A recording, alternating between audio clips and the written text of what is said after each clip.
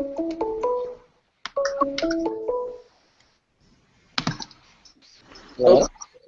Hello.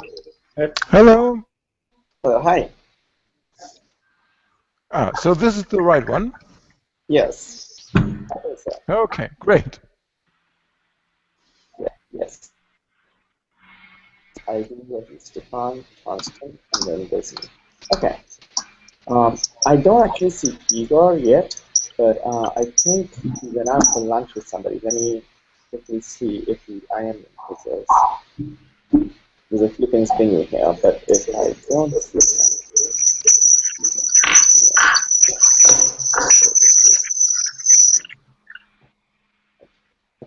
If I'm getting too much video, just tell me that. Okay. Hi. So I've since last time you met, I've updated the doc a little bit, added sections for like pluralization and gender, and addressed some other things we were thinking about. I have extended to also add XMB XTB, which seems to be also another fairly common or popular format. So now we have 3 which seem fairly common or popular. And I think I addressed all the comments as well. So did folks get a chance to like take a look at it? Hey, Igor. No worries, no worries. There's Igor here. Hi guys. Sorry. Hey. The chairman is here. That's good.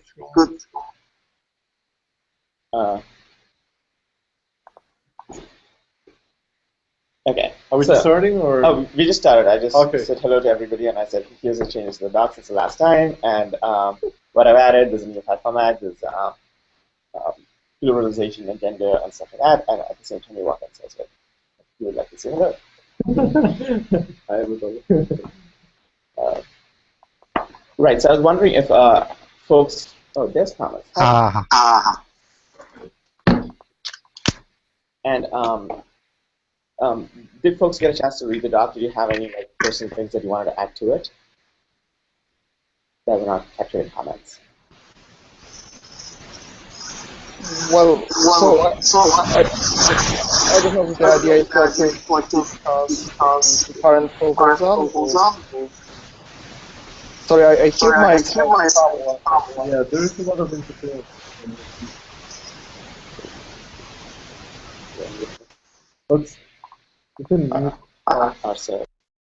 I'm closing all the crazy windows I've got open. I don't know.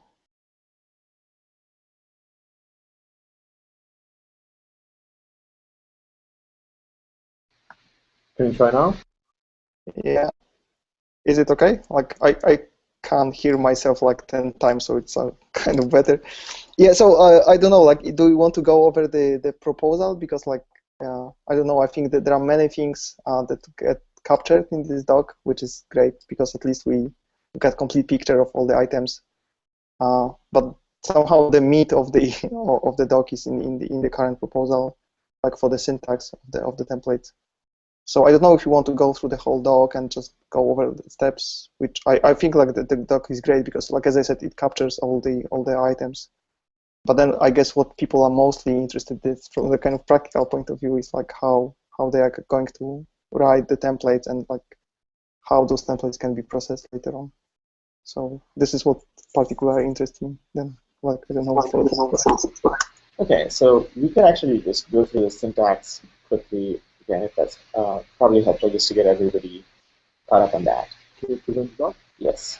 So I think by now we kind of understand the key pieces that we need to build or that come into picture when it comes to this translation string support. And the first one and the most obvious one is syntax. So we need some way to express the translation strings in Angular templates. And then we need to make it so that we can actually identify these strings and extract them. Once we can do that, then the second piece is we need this parser that can find the strings and extract them. Once we have that, we need some internal format that we use to represent this translation strings. But we also need serialized format. And from all this research we've done, it's obvious that it's not going to be a single format. We need support multiple formats so that it can work in different scenarios depending on how, like, what kind of other tools you work with. Once we have that, then we need to be able to read the translated format, because that might be different from the original one that we sent to the translator. Again, parse it to serialize it into some in-memory representation. And out of that, we need to have two more things. We need to be able to generate the templates in particular locales, and also be able in runtime to load the locale and change the translation string on the fly. So depending on what deployment scenario you choose, you go with one or the other. You wouldn't go with both. That probably doesn't make sense. Yeah, that totally covers it. Yeah, totally. That's basically the overall thing that we want to do. So with the serialization format, it's up to you to decide what you want to do with it. In some companies or some projects, it probably makes sense to just self-translate stuff if you're just supporting like just two locales and you're a native German speaker and English speakers, and you can do it yourself. But for big enterprises and at Google, like we have professional companies that we outsource the translation to, and for those, we just need a format that we can send off the translation strings and receive back translations in 50 different languages. And this is not just Google specific, this is many other companies outside of Google. Yeah, so I can hear myself. So I don't know.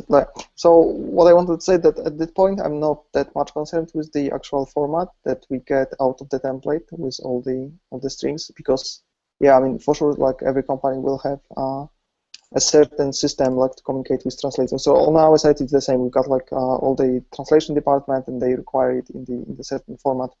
So I mean, as for me, like as soon as we can parse out things from a template and have those data in the kind of structured manner, I mean, I just don't care. Like we can like you can always do conversion of those data.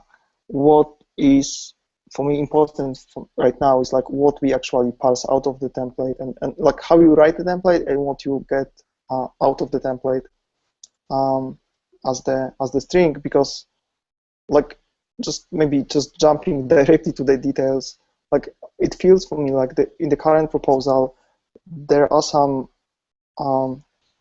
things that are created by developers, like for example bindings that would go directly to translators. So every time you like want to change those, it would require a retranslation process. So this was kind of something that jumped at me when I saw the. Okay, so there's a couple things. The syntax. So there is going to be a canonicalization process done whenever you extract strings. So that small irrelevant changes do not end up causing a retranslation of a string.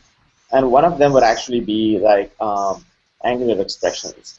So if you have some angular expressions and only the expression changed, the expression actually shows up as a placeholder for what the translator sees. Okay. And the change in a translator, only the placeholder name, does not cause a retranslation. So it's still going to be considered the same message. It's only if you end up with a different number of placeholders, like one disappeared, one added, or the literal string that you had changed, it would change. Actually, if you're following along in the doc, there's a couple places where I should have shown more like placeholders, but maybe I haven't. So one example here, when I say marking up text blocks, and here I list this current length, whatever, right? And if it turns out later it's not item.comments.length, it's just comment.length or items of i.comment.length, what the translator sees, if this was, say, an XML file, would be like message ID equals some database type, whatever, backend message ID, right? And then in the message, they would have like the limit is blah, blah, blah. And here you would have placeholder maybe it's name or something, name or ID. ID equals, comment. Then I'm just giving it some reasonable name, and then that would be item.comment something, right? And you can also put in an example here, like example 1, 2, 3 or something. Then I think we should have an example with two replacements in the syntax, because in some cases you need to switch them when you translate them. Mm-hmm. Yes. So as a translator is concerned, they see the string and then they see a placeholder. It would be, so this is the message format for, say, XMB, right? Which is a specific file format, which is why I didn't want to put that out there, but I think it's probably valuable to have. We should pick one thing and say it. So here the translator sees limit is 255 characters, all that stuff, and then they see placeholder 1, or it will probably be called comment length or something. We'll pick a better placeholder name. So if this expression changes, placeholder 1 will still be as it is, and the uniqueness is determined by this string, and it doesn't actually change. Okay. But it's a good point. I will call that out, and I'll make a note for myself. Yeah, because this was in the doc. So like if it's like this, it's perfect. Yes, I get it. Just a second.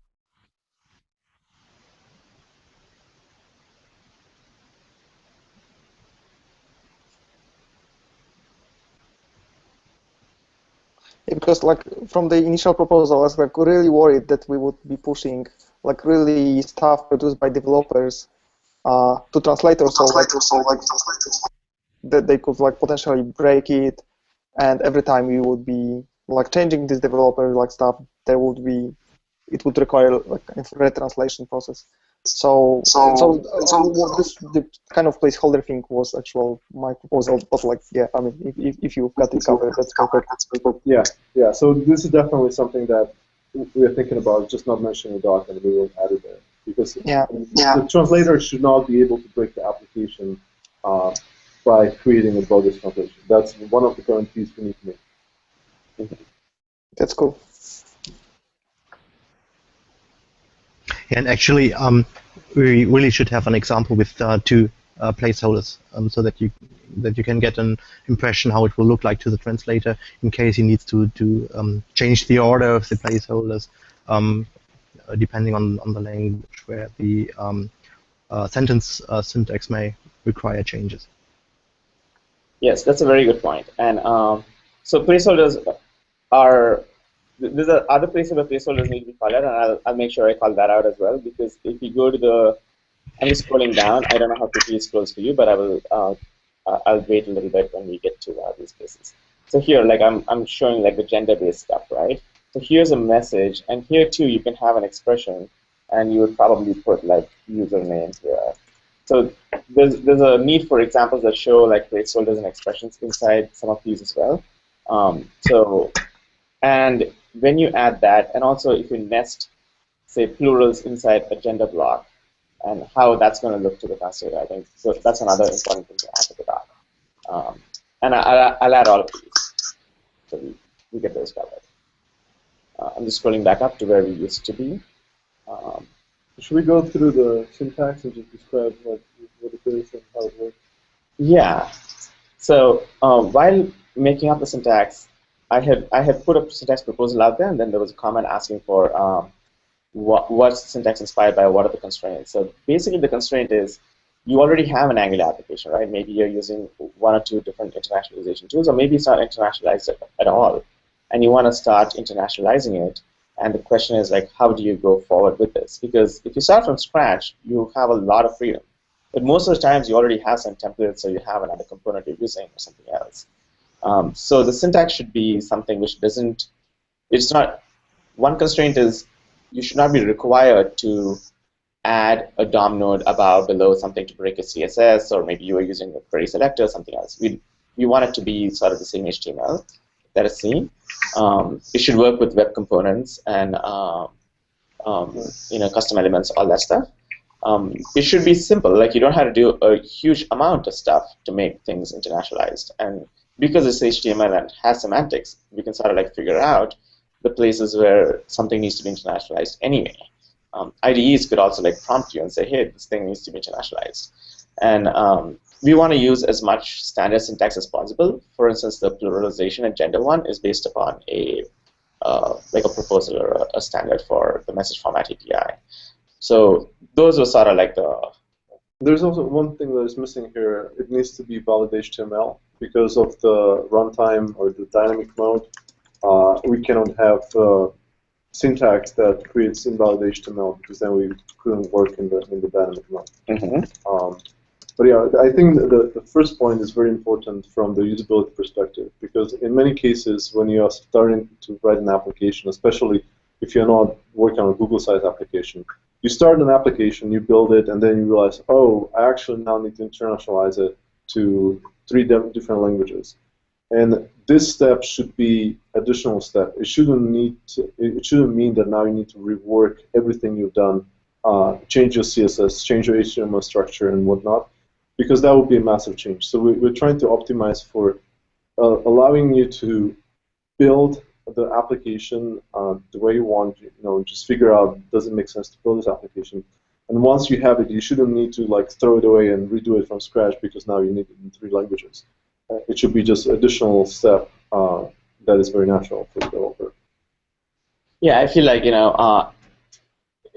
sometimes I think of it like Unicode safe or something, right? At some point when things had to be all Unicode safe through and through, you had to make sure your web server served Unicode, everything was marked up as Unicode, you didn't store bytes somewhere, all this stuff. i18n sort of is a little bit like that, where when you store stuff in the database, you need to know what language you store it in. Like stuff everywhere has to come through in a certain way. But like the difference is you can more or less do everything in English or one language, whether it's German or something else. And you can actually do it incrementally. It's not an all or nothing thing. And you shouldn't have to have designed from the very beginning with i18n in mind that much. Like not everybody has the knowledge or the patience to start with it that way. So if we can make that a lot more bearable and workable, that would be like a huge one for adoption. Like more people would use it that way. So that's like one of the like not very well explained goals. Okay, let's go through some of the syntax. So there are several ways to specify that something is a translation string, and there are several ways for reasons, and there is probably going to be like one or 2 main ways, and the other ones are just going to be useful for corner cases where the 2 main ways are not sufficient. And actually, the first one is not the most common one, but that's where we started when we started thinking about it. In most of the systems where you do translations, you need to add contextual information or description of the translation string so that the translator can make a good decision about which words to use to translate it, the string into a particular language. And we need to store this information somewhere. So Chirayu came up with this idea, hey, how about we use comment blocks? And that's where we started off. So we just have this comment block that has a special prefix, i18n colon, and everything after that is considered to be a description. So, and we also have a closing comment block. So that way we can say, here, this is where the translation string starts, and this is where it ends. And the reason why we need this beginnings and end will be more obvious later, because sometimes you need to have HTML inside of this translation string mixed with the actual string. And this kind of wrapping into comment blocks allows us to achieve that. But there are situations when you probably, the string is obvious and there doesn't need to be a description, and there's a shorthand format for that. But it gets even more interesting because if you don't have a nested HTML, then you can just use attribute. So we can have special i18n attribute, which has a value, and this value is the description. And this is basically the same thing as we had before, but instead of having you to write sort of verbose comment blocks, you just have one attribute and one value, and it feels better from the developer's perspective. And even more interesting is an option where the description is missing or is not needed. Because Angular understands HTML pretty well, we can actually tell which strings are user visible and then can extract those automatically. And this will require some work on our part to figure out how this parser will work, but the end goal should be that you should be able to just take any HTML, and our extractor should be able to find all the user visible strings and extract them and make them available for translation. Now, this is not ideal for the translator because the contextual information is missing, but what we can do is we can make this as the first step. So let's say you build the application without internationalization in mind, and now you want to start internationalizing. So you run this tool on your application, and the tool will extract all the strings and will tell you, hey, I found 50 translation strings in your application. It's a small application, and a big one, we have lots and lots more. But I found 50, and they are found in all of these templates on these lines. It would be great for you to go back and add the contextual information so the translator can do a better job. But it's optional. Like maybe it's a small app and you don't want to deal with it, and you just know how to translate it. So you should be able to suppress these warnings. But the point is that by default, we should just know what is a translation string, what is something that is user visible and needs to be localized, and be able to extract it. And the i18n attribute and the comment blocks are just additional ways of adding contextual information to the mix. So I think this would be like super awesome goal to have. It might not necessarily be the first thing we'll implement. Like having explicitly annotated all this translation string is much easier to implement, and probably that will be a better goal for the milestone 1 to have. But the final goal should be that we should just be able to take any HTML and extract all the HTML strings and make them available for translation. Sorry.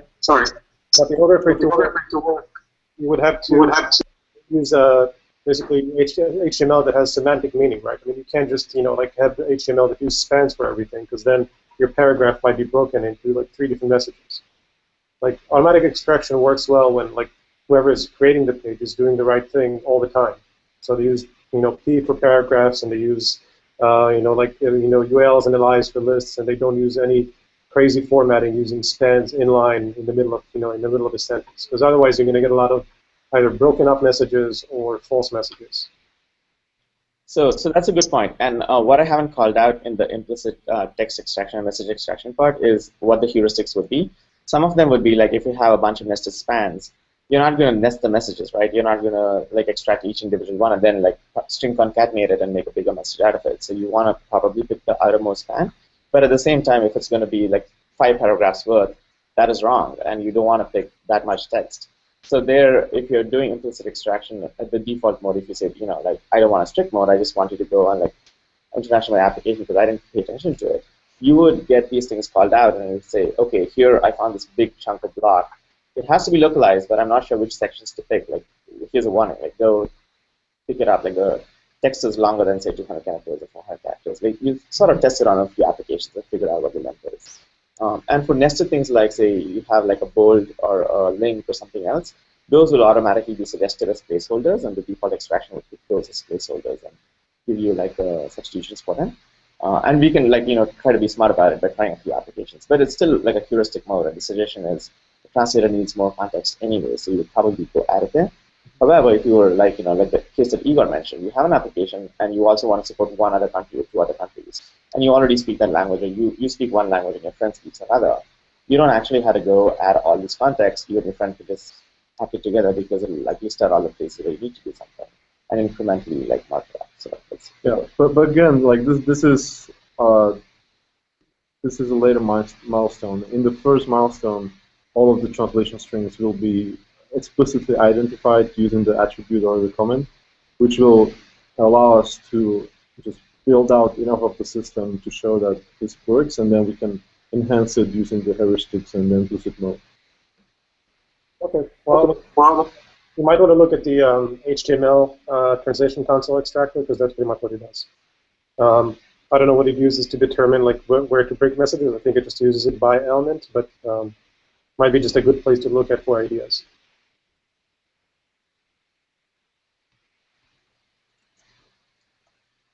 All right, so here's an example of, so we just finished with the implicit syntax that Igor called out, and I think that's going to be a really huge win.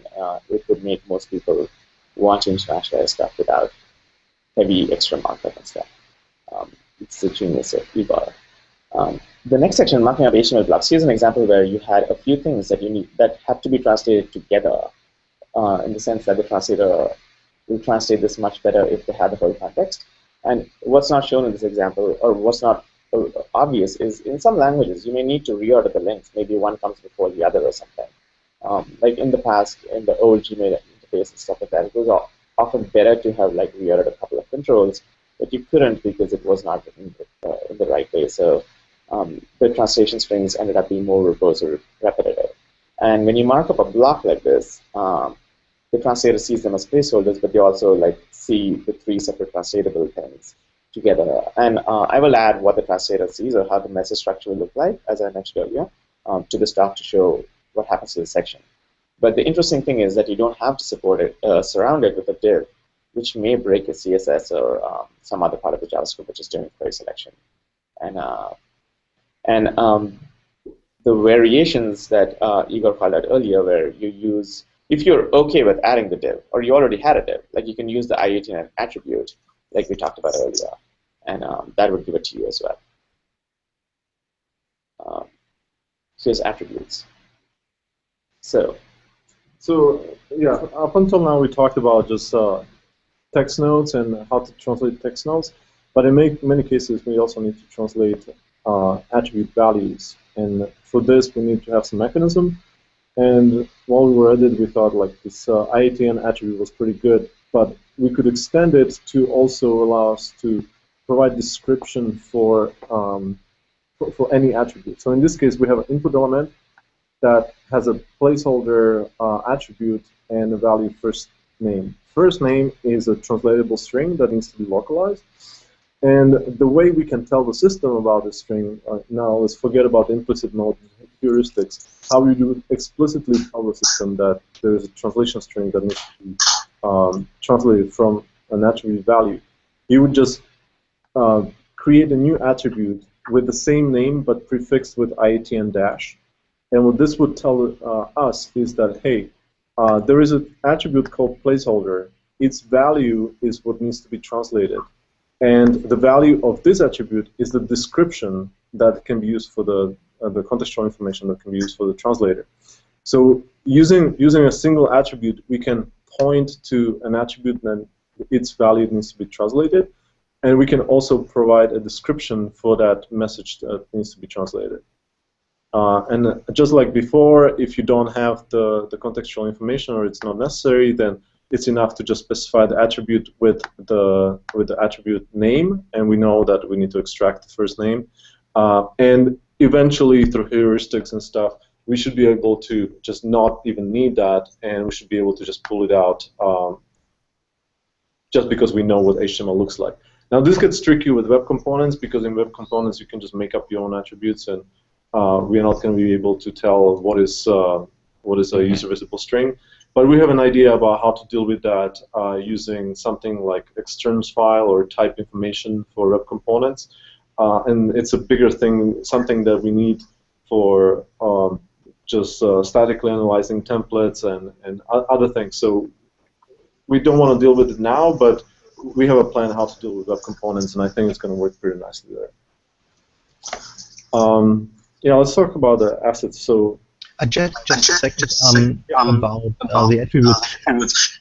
Will it still be disallowed to nest this in other i18n blocks? So we had in the upper part of the document the constraint that they may never be nested. So if I have now a larger block with inputs, then I can't use the i18n placeholder? actually, it's a good question. So typically, you cannot nest i18n blocks. There are a few exceptions. The plurals and the gender is an exception, where inside the gender you have multiple messages, and you can have a plural inside a gender or a select, and in that you can again have stuff. And this is another example where attributes can always be like nested, because the attributes create their own scope. So you have attributes that have to be translated inside another span, and that's completely okay. The thing is, I haven't called it out. Like, I need to explicitly say that this can occur inside an i18n block. I'll probably show an example for that, and I will add it to the doc. Yeah. Notice somewhere. But yeah, but thanks for the question. That's like important to like really call out because it's tricky. Like when can you nest things and when can you not nest things? And we want the tools to be able to tell you when we didn't expect a nesting and we nested it and it just like works in one version, does something different in a different version. I think that's unacceptable. So yes. And so now we are coming up to URLs. So this is the case where you have some attributes, but these are not textual strings, right? URLs are a good example. So unlike the placeholder in input, here you don't actually translate the text itself, but we're supposed to like find the asset, and then you might have a different, maybe the logo is a different logo in a different locale, perhaps by country, or maybe it has like English text overlaid on it, and you want to translate it, and it doesn't actually just have to be an image; it can be something else, and that creates a slightly different kind of thing where you can't just say i18n source because Angular and the tools sort of need to know that this is a resource that they should be able to locate, provide to the translator, and and it's a URL. So here I've used an absolute tag without the scheme and stuff like that, and I haven't called out the specifics of what sources will be dealt with, and I assume it's going to end up being customizable. There'll be like some sensitive default, but the extraction tool, if it cannot locate this image, is going to give you an error saying, hey, you asked me to like use this as a resource, and it's not. And in the implicit mode too, it will be recognized. But the way you would do it is like you have two hyphens now. You say i18n URL, and then you call out the attribute. And that's because, like, especially going forward for web components or some custom directives, you don't actually know what the, or not custom directives, web components and stuff. You don't actually know what is a URL and what isn't. And for images in particular, it starts to get more complicated because when you bunch these images together, you might have to take a few related ones, especially if you have like a 1x image, a 2x image, like an image set or picture element, and they need to like get handled by the same translator together. Like you can't send one to a different translator and another one to a different translator again. But this is the fully explicit syntax, and the rewrite I'm imagining is going to end up looking like this. This is what Angular would do for you. You would have the appropriate fallbacks in the sense like, oh, it's English everywhere. In the UK or the US, it's the same logo. Then US and say UK or something else would all end up like pointing to the same image or picking the same one. And it doesn't have to be a prefix. It's just the one that I've suggested here. And I assume like when you're setting up your application, you have an i18n configuration thing, which would be common for the extraction tools, static tools, and your main application. But it would say how this rewrite would work. Like it would be something to like locate as well. Yeah, this is something where we could use help from you guys. Just identify or tell us how, if you already have a need for having customer sets. Like the things that we see at Google is we need to be able to have some images to be localized and also parts of the CSS to be specific to a particular locale.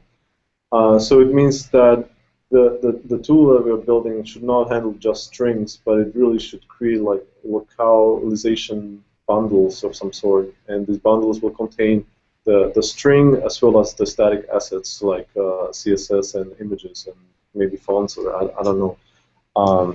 And it would be good to just have a generic way to handle any kind of asset so that we don't need to like every time there's a new thing, I don't know, 3D something, 3D object that is introduced to the browser. Now we need to change everything to support it. Like it would be good to have some generic way to handle these kind of external assets. So our product has a service that basically returns a localized URL. So it's something that like you obviously like if you went that way, you would have to like override it in your application to provide, like for whatever path you get, for whatever URL you give it, it will give you the right locale version for it. And that's basically also how you get the right view when you serve it in your actual application. Because when you for example, when you specify a view in the route, you have to also tell it, like in this time, I want to get the English version or the Japanese version of the view, because we end up generating different versions of the of each view. So the same thing goes for any static resource, so images, if it has a custom CSS file or anything like that. So this is a way to kind of get around, like solving it in the markup. So the markup is always going to say static/logo.png, but when we pull it, it's gonna actually like instead of pulling that URL, it's going to return a localized URL using the service. That's a fair point because the extraction tool needs to understand this need to say, well, in this application, maybe for legacy reasons or whatever, like, there's a way of already generating the URLs that are localized. So we shouldn't be extracting it and asking for a re-translation if there's another way of already doing that, and there's some tools that we're extracting it. So the way I'm thinking of it is when you configure the i18n the service, right, which would be common for the two command line tools as well. Probably there would be something which recognizes the URL and says, hey, does this need to be translated or not? We would go through that step, and you can have it say, no, don't do anything because it already has my function to translate it. But for folks who want to extract the whole thing as one translation bundle, where the URLs were not separately extracted in a different step, you could go through this kind of extraction where you explicitly called it out. And I think it's really only the implicit extraction that needs to handle the case where it either extracts or it doesn't, because in the explicit case you would not provide the attribute saying that it should be extracted. Okay, that's something I want to call out, so I'll add that as a note. So going down this, okay, so here's pluralization and gender, right? And I sort of like put this in the last day and updated the examples, like just formatting today, I suppose. And it turns out that there is a ICU message format syntax which contains like various ways of doing plurals and genders, and plural has like I'm just going to highlight a little bit of an example because it's easier to talk through the example than just describe the whole thing. So if you had to do plurals, you would do something like that. And num messages here is sort of like the placeholder. And in theory, like what we would want to have is user dot comments dot length, maybe, right? Or maybe it's messages dot length. Messages dot length, and then the second keyword is sort of like a selector, which tells you the rest of the syntax. And this is all directly from the ICU message format syntax link that I have provided higher up. And this says, okay, here's a plural, and you're going to have like for 0, this is the English text, and for 1 is the other text, and for other it is this text. And you would be providing, say, the English of one specific localities, and you can always go with, sorry, the formatting messed up. You can always say equals 2 or call out more of them. And the translators actually have instructions to say, in a different language, if you needed to provide more. So English, maybe you only did 0 and 1, but in some other language you wanted to handle all the way to 5, they will provide things all the way to 5 for that locale, and all the way to maybe 2 for a different locale or something else. But I'm thinking of going with this syntax. And the ICU message format syntax contains like plural, and there's a more generic one called select. The difference between plural and select is that plural deals with numbers, and select deals more like a switch statement, right? It just takes the value of the expression here, compares it with strict equality to the options that you provided, and this is case sensitive, and we keep it case sensitive for compatibility, because with common translation service, we don't want the vendors to have to learn different ideas for different applications. If you're using something like that, it helps the case.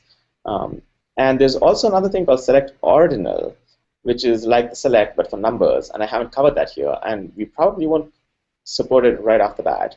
We can later, but the primary use case is to support gender and to support plurals. And you can nest these, and I will add the example for that, where you could say select here, and then inside the select, say for male, you can again do some count here,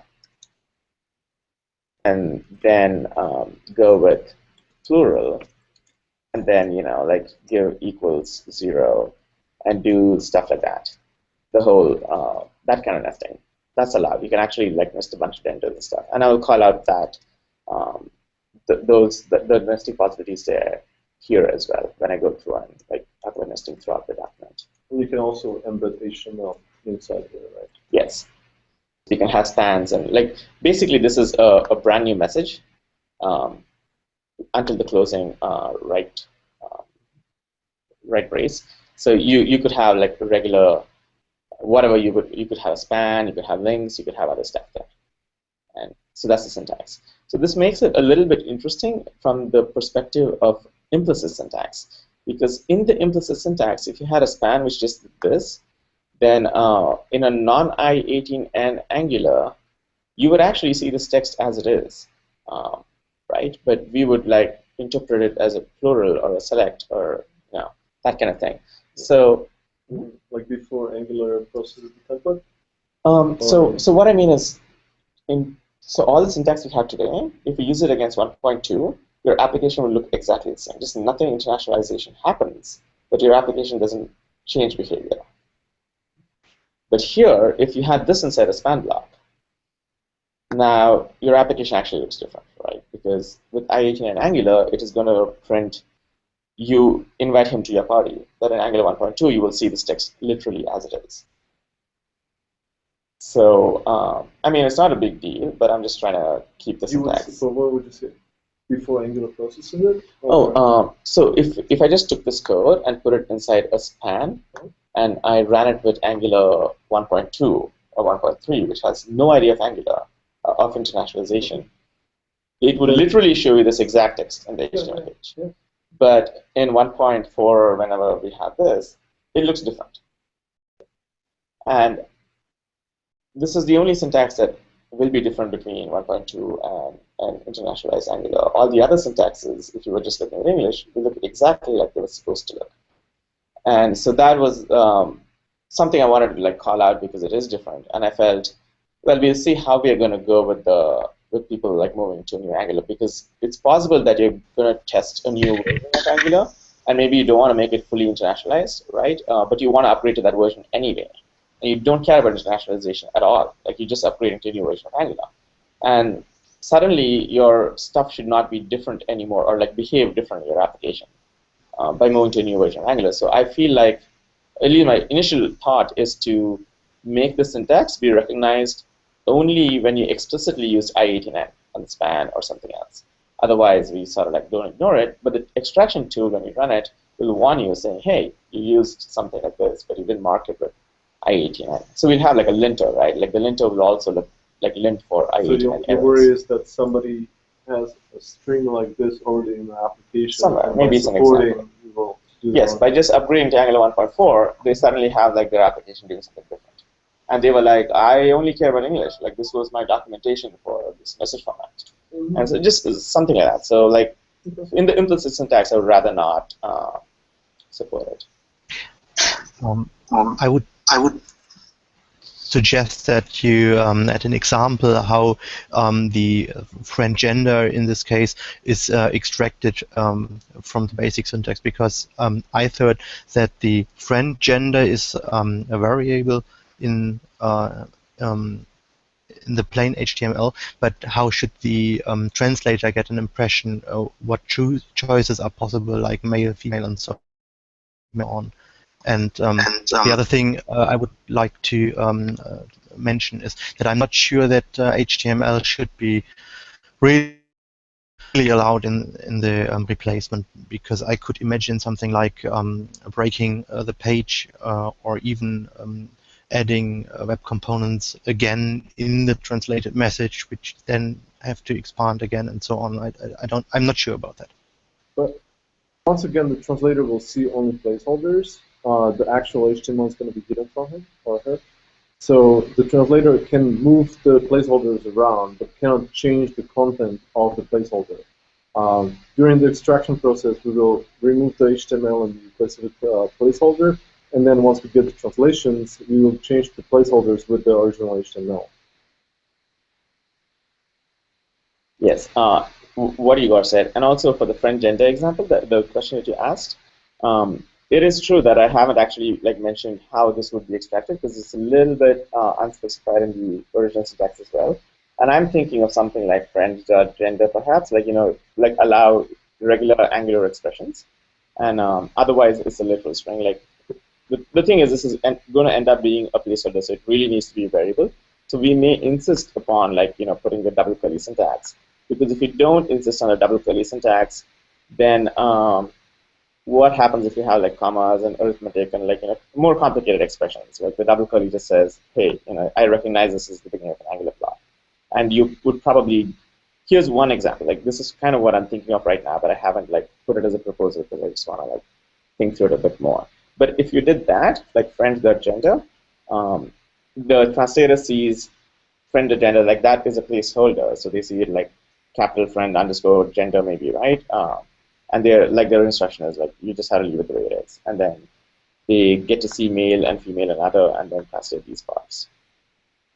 Have you considered something like ng switch? Because that's pretty much what it is. I mean, if you like created that as like an Angular directive that basically binds to a specific value and then displays the right message, then A, it would solve the problem for older versions of Angular where it would display only one message, and B, it would have a syntax that you can then extract and create the same ICU compatible message at the end of it. So instead of having like the curly braces in the markup, you would have, I don't know, i18n switch or i18n gender, and it would have a case for each of them. Okay, so that is definitely one way, another option, right? So it would not be ng switch itself, obviously, because that would be fully dynamic. And what if somebody replaced ng switch to do something else, and we would not be doing the right thing there?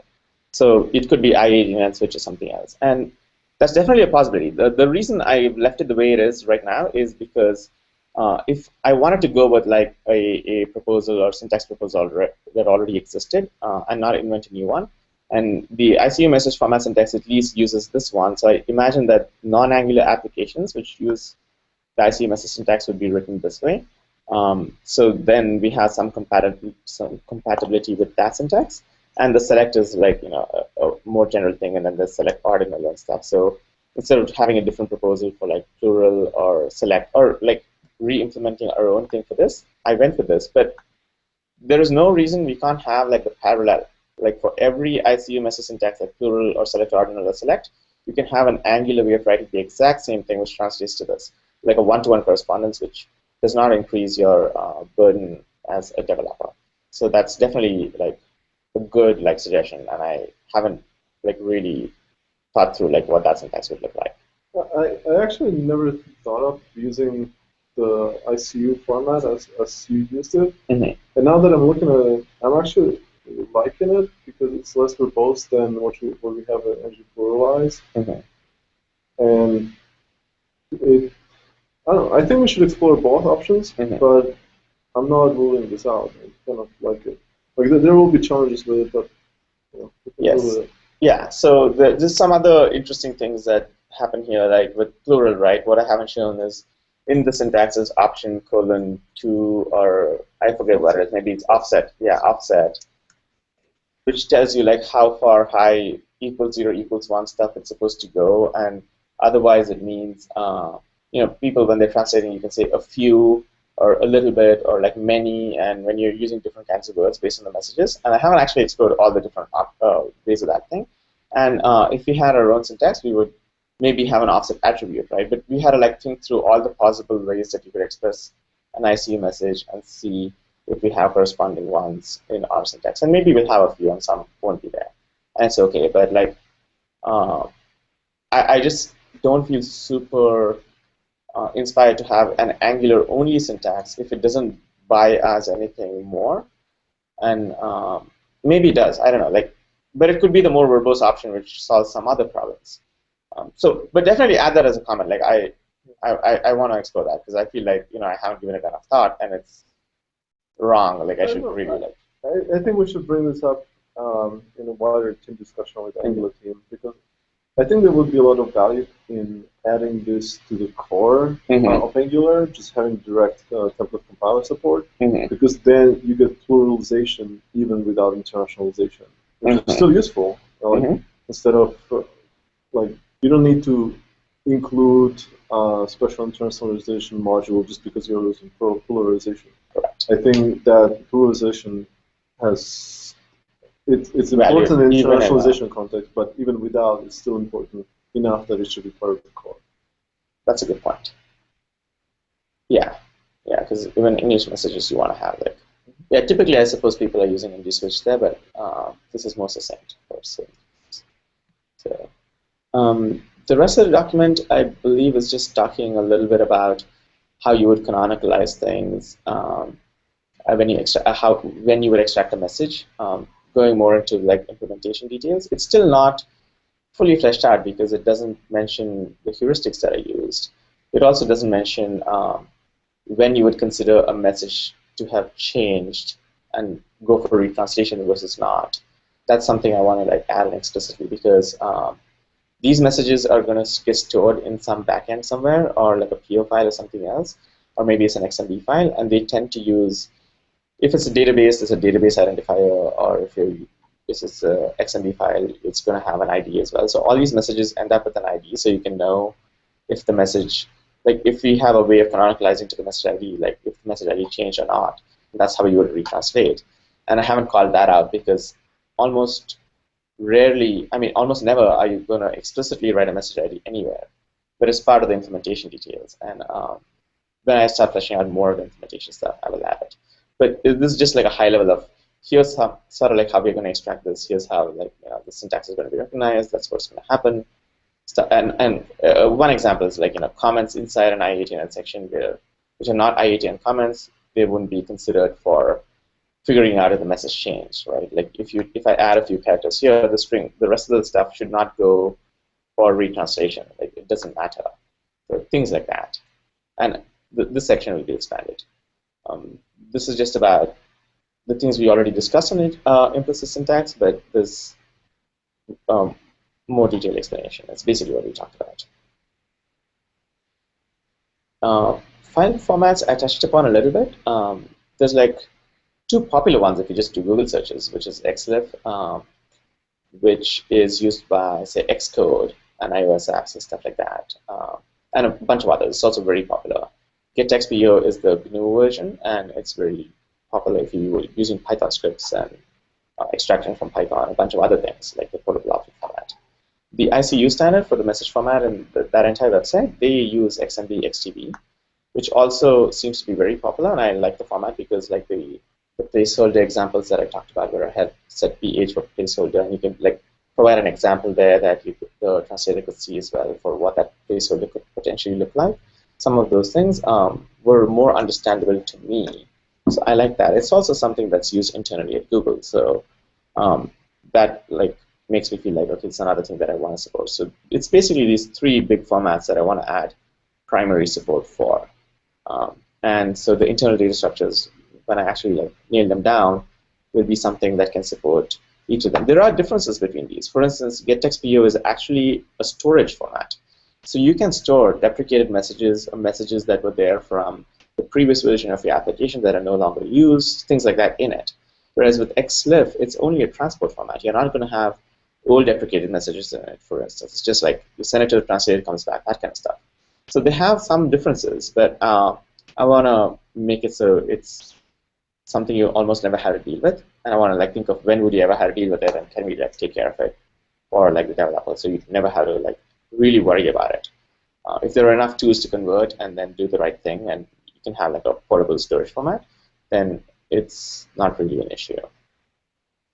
And there's a link to a GitHub project, which seems to do a lot of translations. It's just a place to go to see another 50 different internationalization bundle formats that exist out there, in addition to the 3 that I called out.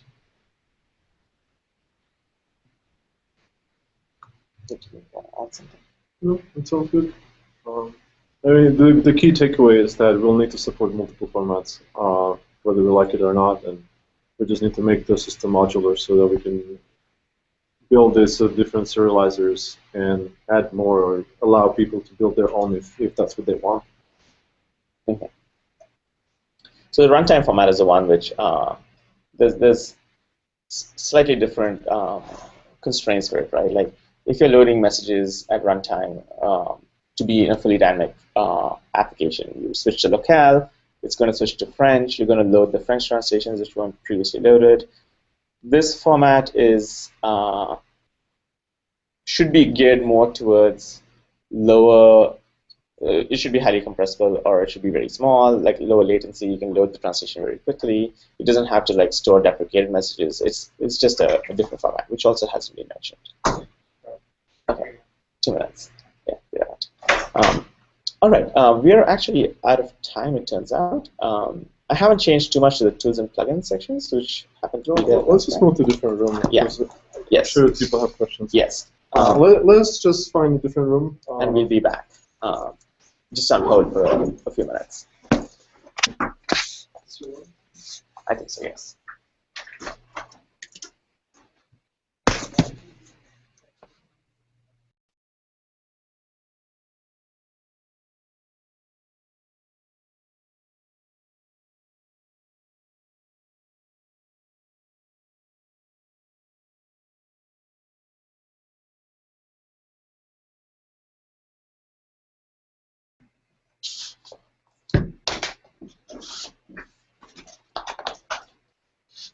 All right, we are back.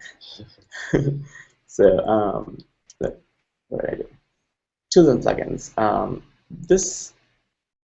Could somebody tell me if we already talked about this last time or not? I don't believe I've actually changed anything here, but I'd rather not repeat myself if folks are aware of what it is.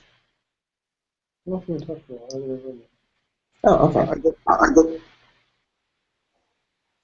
Yeah, I don't remember either. Okay. All right. I'll go through this. So this is at a very high level, like fleshing out the different pieces to it, because like we all know all the things that need to happen. There's a runtime format. There's dynamic loading. There's we know that there are static tools you can run from the command line. But like what are like at a big separation? What are the different things that need to be there for the solution, or things that we have to consider? And things we want support too, right? Static extraction is one of them. For a static mode application, you should be able to run it on your application, maybe in your root directory or something, in your application directory, top level GitHub directory, and it would go and extract all the messages, gives you the warnings, maybe create that getXPO format or the XLIF or the XMP file, tell you about messages that it has seen before that it disappeared now, things like that. So it includes the linter tool.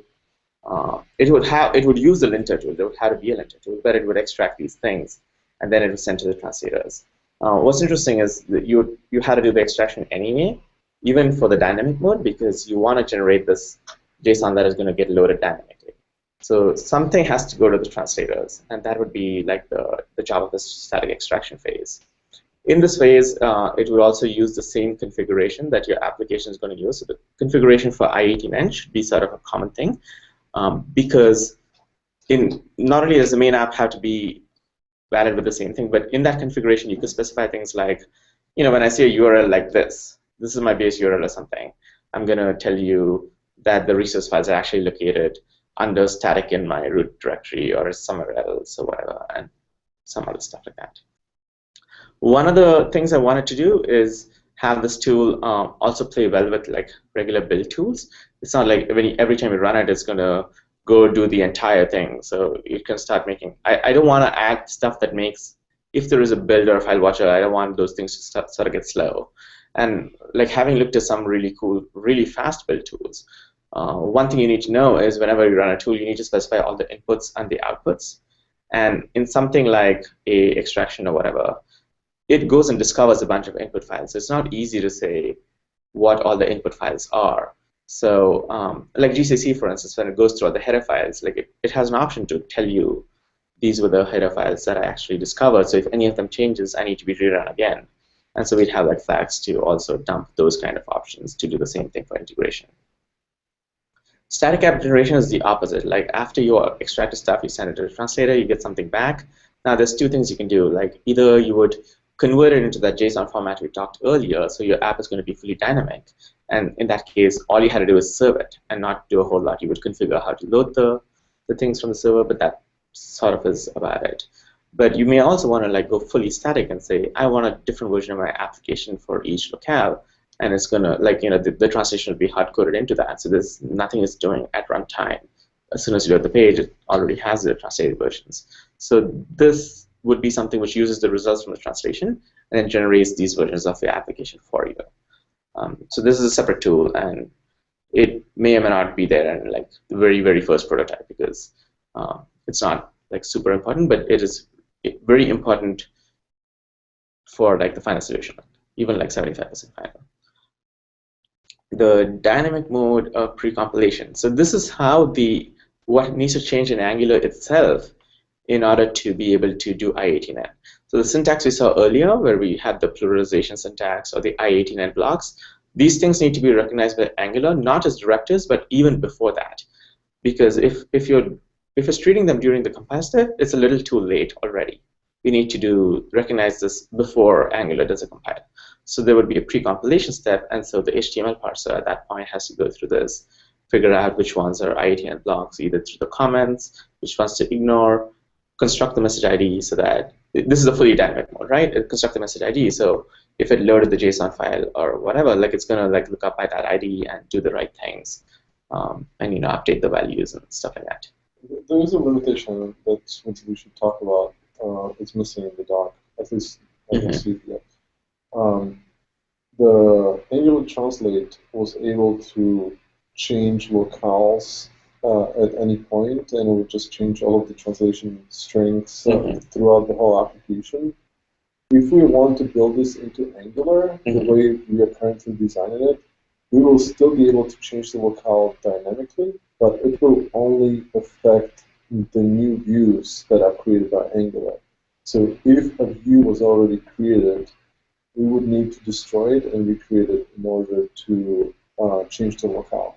So this might mean that in your application you might need to navigate away from the current route and come back to the route, or something similar in order to fully change the locale.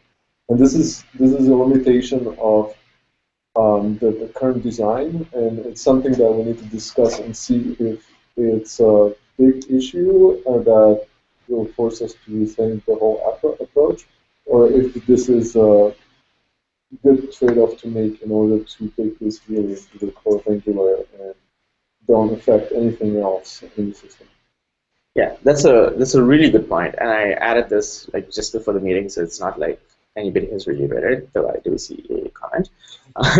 So someone clearly has, but I just added it like a little while ago, so Igor is completely unaware. It's definitely like a nuance, right? Like, what does it mean when you say a dynamic mode application? It's everything's dynamic, because Angular Translate is the example we have today of being fully dynamic, and it's really a spectrum. You can go from that's the fully dynamic to the fully static, and which one do we think we really are going to end up supporting? And what Igor mentioned is a really, really good point, right? Like you can be a fairly dynamic app in the way Igor described it, and be really performant at the same time. And maybe that's a solution many people might be very happy with. It doesn't mean that you cannot implement a fully dynamic app.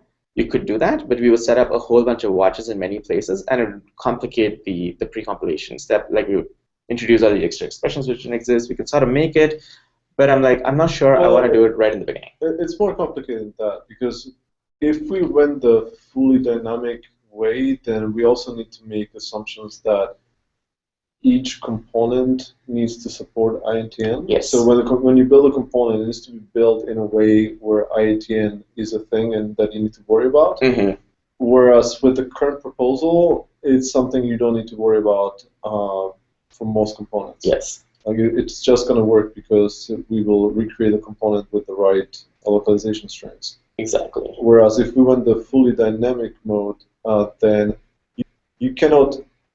It's impossible to just read a string out of DOM or assume that the string will never change. You will always need to set up a way where you will need to be able to reload every single string in your component whenever you get a message that, hey, locale is changing.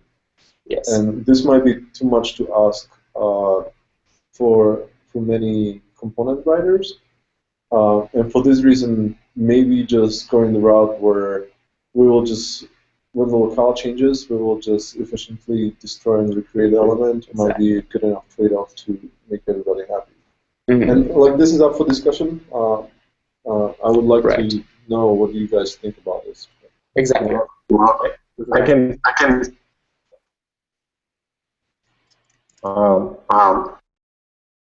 can say some sentences about that, because in Angular Translate, we use it in a bigger project, and the question is more to me from the business side: how often does a user really change the language if he's probably talking German or English?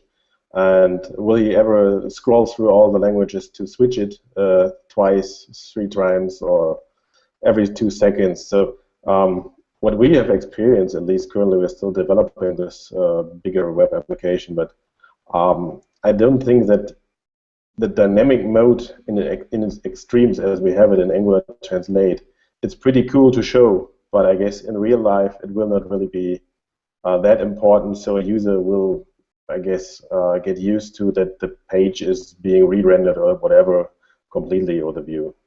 I guess that. Yeah, exactly. So that's basically what I was thinking too, and my thoughts happened because I had assumed that this is how we would do it, like we would recreate, like destroy and recreate dominoes and stuff. And as I was talking, I realized that it was not in the doc. Like, it's not mentioned. It's definitely a big thing. But like as you mentioned, like Google properties obviously tend to do this, where you change the locale and they like reload the entire page, right? Like you don't have to reload the page, like go do network requests.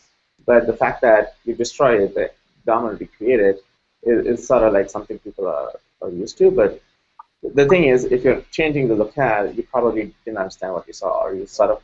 So the thing is that having a fully dynamic mode is often not really what you want, because, for example, if you want to do proper translation, it might often be necessary to move the placeholders around, as we talked about before, which might affect the structure of the DOM.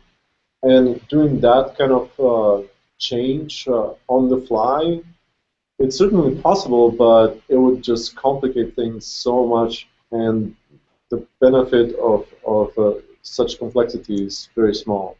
So I'm glad that you're mentioning that the dynamic mode has some value, but not as much value as maybe Pascal, or I heard from other people before that it's a must-have.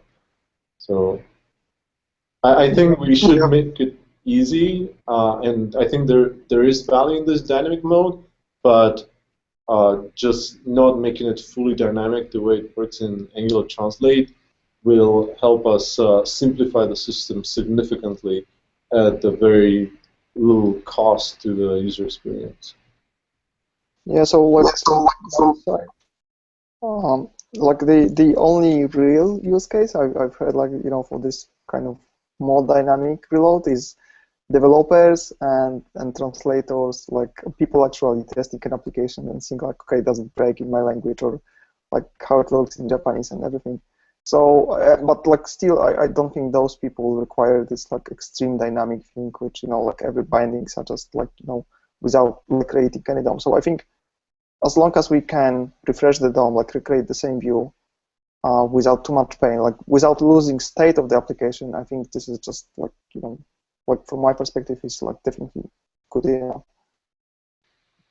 Right, and so this is, I think, the way we are proposing that this should work will still allow you to do 99% of what you just described, where you have one locale and you have a bug report that in certain locale things don't work that well. You'll be able to easily switch to the other locale without recompilation or just doing crazy stuff. Maybe it's going to require a full page reload, or maybe it's not. I don't know. This is to be determined still. Yeah, and for preserving the JS state, like Angular Translate has these locale changing events or whatever, right? There would be events to tell your application, hey, something changed. So in that case, suppose the application said, oh, the scope is going to get destroyed. I'm going to go delete something in the database or do something really crazy. It's like, okay, well, it's a locale change. So the scope is going to come back. Like, you're going to recreate the structure. It can like choose not to do these things. And then your JS state will be completely preserved. Because some of the events, right, when the DOM will be created or recreated, could start doing crazy operations because side effects are a way of life. And so it would require some support from the application, but not, I'm hoping not too much more. Like the JS state should still be preserved. You know, I'm actually thinking that in Angular 1, it's not possible, but in Angular 2, we might be able to recreate all of the views while keeping the state. So we would, like in Angular 1 terminology, we would keep all of the scopes as we have them, but we would recreate all of the DOM that is bound to those scopes. So all of the JavaScript state would remain, but the DOM would be completely regenerated from scratch and rebound to the same scope. I doubt that we can do this in Angular 1 just because the architecture is different, but Angular 2, the way it's architected, we might be able to do this without a lot of effort. So I'll bring this up. I'm making this as an action item, and I'll bring this up in the Angular core discussion. And we'll see. I'm pretty hopeful that this could work. Yes. Yeah, I think I'm mostly excited about it because if we don't support the fully dynamic mode, not only is the code so much simpler, but also efficiency. Like it's actually really performant. Like one of the things Angular 1.3 did is made it so much faster, and Angular 2 are using is even faster, but we can keep the same speed and localization without like doing extra watches or pre-computation or any of that kind of stuff. So like I just feel like really good about the current choices we made, at least yeah. So going back down, let me see if there's things I have missed. Oh right, there's only the very last section, the IDE and editor support, linting tool. So along the way, I mentioned the extraction tool and the one which generates the app. These would use, there would be a separate linting tool which I would call like the Angular linter. Initially, maybe it basically lints for i18n, but eventually we want to have like a linting tool which like lints everything. Like if you used a director, if you misspelled a director, you forgot what attribute a director required, something else, right? Like it can find out all these things for you. But along the way, like one of the things it would do is the i18n mode. And at least when I start writing it, if there's no other linter that exists, it will only do i18n. The advantage of it is the extraction tool would like plug into the linting tool as a library. And so it gets any updates that the linting tool does as far as i18n support is concerned. But it means that people like IDE writers, and maybe you're using Sublime and you want to have a plugin for Angular, like these things can also like call into the lint tool to like highlight errors, point out places where maybe you wanted to add an i18n description, you nested something which is wrong, like you can do the highlighting or autocomplete, stuff like that. So it'll just be like a separate tool that exists that makes it easy to be consumed by a bunch of other things. Because I don't expect like having first-class support, say in WebStorm, like right for the first prototypes, because we're changing a bit and all that stuff. But we can still have like plugins for some of the other editors, maybe Sublime Text and Vim and Emacs or something. Because while we're playing with it, we still don't want to sit and write verbose stuff, and we want to like see what's going on. At least have syntax highlighting. So that's something I want to have.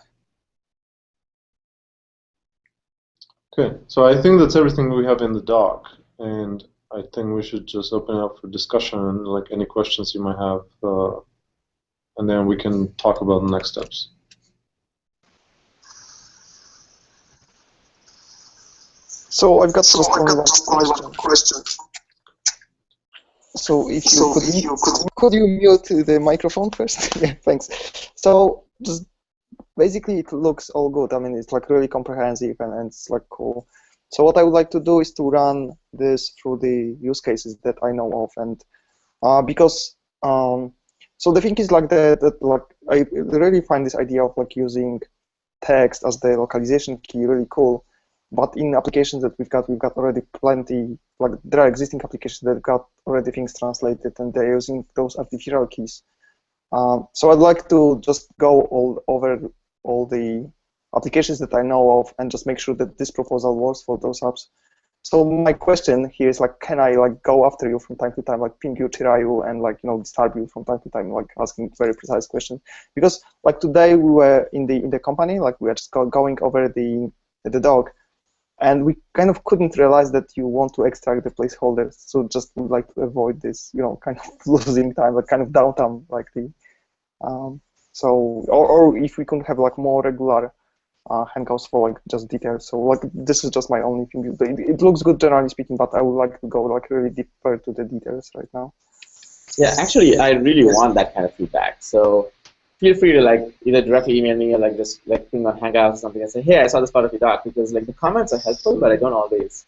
So how about instead of just having one-off conversation, how about we just set up a group hangout and invite everybody who's involved in this discussion?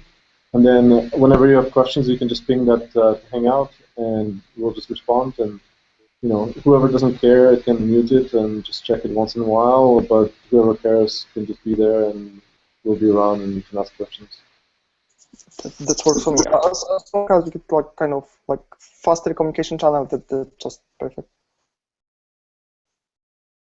Comment in doc, but obviously it's not as interactive as just a chat. But we should definitely set up just a hangout so that we can all, and also like often we have questions like how would Carol think about this, or so I think it would be good for everybody. Yeah, exactly. Like the doc comments are helpful, but sometimes I don't understand exactly why somebody says something, or I'm trying to like imagine what this thing was and give like a more exhaustive answer. But then I go through the doc maybe 1 or 2 times a day to like go through all the comments. But if there was like a ping on a Hangout, I would probably look at it right away and say, oh yeah, I see what you mean there. Let me like fix that right away. Like, and yeah, the turnaround would be way faster, no conversation. So. Yeah. So let's start with the Hangout, and just like you can also like ping me at any moment, like if I'm green on the Hangout, because like I just really want to make it work, and like so. You mentioned the nested contexts. This is like how to preserve the description and contextual information when you have nested stuff. This is something we're still working on, and we actually asked some of the internationalization guys here at Google what is the best way and recommended way to handle this. This will be added to the doc depending on the feedback we get from the internationalization guys. Yes, so that's one big thing. There's a slightly related thing which I haven't actually called out in the doc as well, which is in the description. Sometimes when you change the description, you don't actually want a retranslation. Sometimes you do. And in i18n, typically people distinguish between that by saying the meaning and the comment. Suppose when the comment changes, it doesn't require a retranslation, but if the meaning changes, you have to. And in all the examples I have, there's just one comment or description text. So if it changed, it assumes that things change, right? There's some canonicalization. And the separation of the two is something, it won't be too complicated. I just want to like think of what it would be like so that I could, so in all the syntax examples that I have, I want to call out the difference. Like, here's how I write the meaning, and here's how I write the extra description, and here's why changing the description doesn't matter. When I get like better examples for that, I will stick it in the doc and call it out directly. Yeah. Maybe what would help is just that we take those examples that we've got right now in from a template and try to see which fields we would parse out. So we would have like a key which is either generated or not, like we would have description and so on. Just maybe without like committing to any translation format, but just like try to list fields. Because like for example, let's say we will parse out those placeholders. And like with the examples you were typing, you were kind of naming them. So so for me, there's always like, for example, a message format in Java is using positional parameters, so we have 0, 1. So the good part is that you don't even have to think about those, like about naming those stuffs. So like those are like details that I'm after like right now. Just like so, but if we would have like this extraction format, we could just say like, okay, this is the placeholder, and this is how you describe the placeholder, so like stuff like this. So maybe this would help us. Right. So what I'll do is I'll add like a dry run kind of thing, right? Where here's the input, here's what we extracted. I won't like show the actual data structure, but this is what I extracted. I'll pick a format, maybe it's XML because I have more examples for that online. And I'll say, here's what the message format would look like if you use XML. Here's what the class data saw. Here's what should came back. Here's what the generated application would look like. It's a dry run for a specific case, meaning it's a specific format and a specific like maybe dynamic mode or something else like that. But it's still like going to give a way better understanding. There's no code, but you can get that dry run, and then you can say, okay, what about this other case? Or yeah, so what about this other file format? And we can do that from there. Because some of the times I haven't put that is I didn't want to commit to any format, but it doesn't matter. A dry run could pick one format. We just like identify, I don't know, 5 to 10 scenarios, which will include like all kinds of corner cases with embedded HTML and placeholders that need to change state, change order, and then do this for all of these scenarios. Yeah. So Pavel, if you have some examples as well, I would love to take a stab at them, but probably what I'm going to do is like take the examples we have now, the plural and the gender, for instance, like nest them, add like 2 placeholders in them, so that there's at least more than one, maybe some bold tag or a couple little bit of HTML, and then show the flow for that. That would be one of the things. But obviously, I'd have like smaller examples to begin with, and then like there's a progression of it that way. And then folks can like add more examples and like go through it and see how that would go. Yeah. So this was actually what I was planning to do on my side, like go through the apps and like try to generate the kind of representative examples and just try to think like what will be parsed out and like how much structure we need to give it, because like as I said, I don't particularly care at this point if it will be whatever the exact format for the translators. As soon as kind of structure and we know what are the fields, I know that we will be able to like reformat it. So I'm more like after the having the structure, the exact like the things that we are going to parse out from the template, and like doing it for all the use cases that I can think of at the moment, and making sure that this works with both like the localization key being like English sentence and also the artificial key that might pre-exist or like people might. So yes, the message ID generation I haven't called out, but I would call that out because that's like the ID in all these translation formats. So like if you had like a database in the back end, it would be the same ID, and how like when it would change and when it wouldn't change. Like I'll call that out in the dry run. I'll have an example where it changes. Like here's the original thing we extracted. We did this entire run. Now as a developer, you go and change something, and you're going to rerun this. What happens? Like which ones change, which ones don't? What extra stuff does the translator see that doesn't get translated?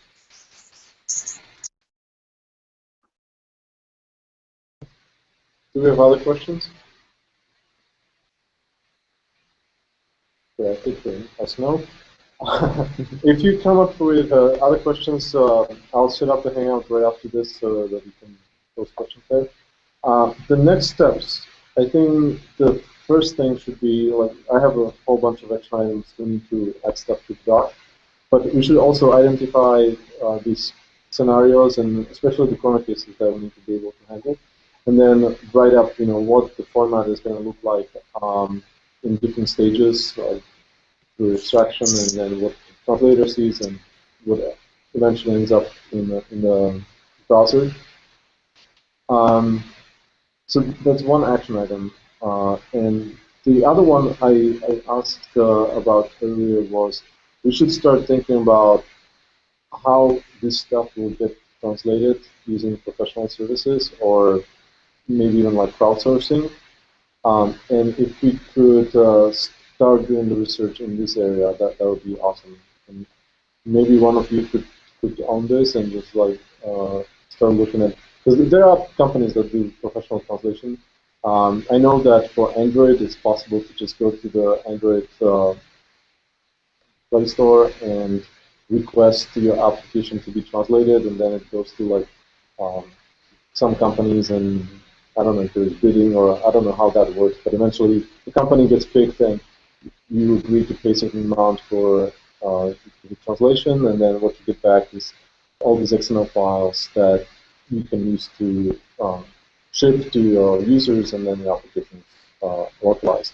So I would like us to start exploring like what companies are out there, what services are out there, what formats do they use, what is the business model. Like I don't really care that much about the pay structure, but just having that information would make it easier for us to create documentation for people to use this and just benefit from it quickly. And I think we're getting kicked out from the second event, so take it as a sign that we need to finish. I'll set up the Hangout right now, and we can continue the discussion there. Okay? Cool. Hi guys. Thank you. Bye. Thanks. Bye.